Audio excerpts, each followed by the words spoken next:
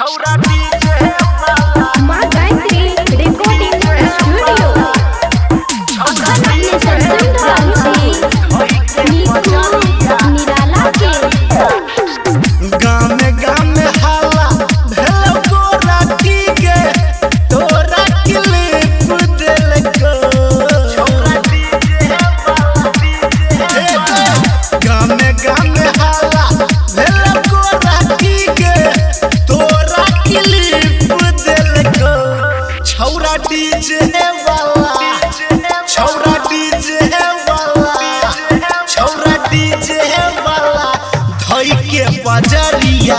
अनहरिया में टीप देलको छौरा डीजे वाला धई के बजरिया अनहरिया में टीप देलको। अभी आप सुन रहे हैं सावरिया म्यूजिक पूरा लगनी तोरे टा छौरी चर्चा पे चर्चा चललौगे तोरा ऊपर कते छौरा के खर्चा पे खर्चा पड़लौगे छौरी पूरा लगनी तोरे टा छौरी चर्चा पे चर्चा चललौगे तोरा ऊपर कते छौरा के खर्चा पे खर्चा पड़लौगे मोठवा में लाली लग बैला तोरा संगे लौजलीप देलको मोठवा में लाली लग बैला तोरा संगे लौजलीप देलको छौरा डीजे वाला छौरा डीजे वाला छौरा डीजे वाला धई के बजरिया अनहरिया में टीप देलको छौरा डीजे वाला धई के बजरिया अनहरिया में टीप देलको।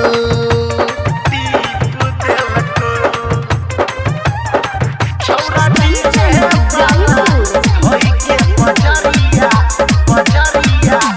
मस्ती जवानी तोहर के रानी छेलो बड़ा इसियानी के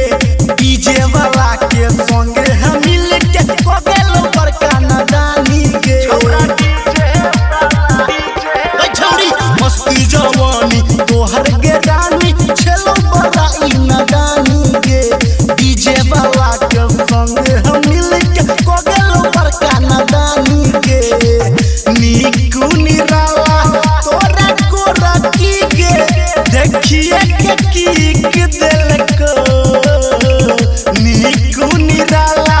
तोरा गोरा की के देखिए के किक देलको छौरा डीजे वाला छौरा डीजे वाला छौरा डीजे वाला धई के बजरिया अनहरिया में टीप देलको।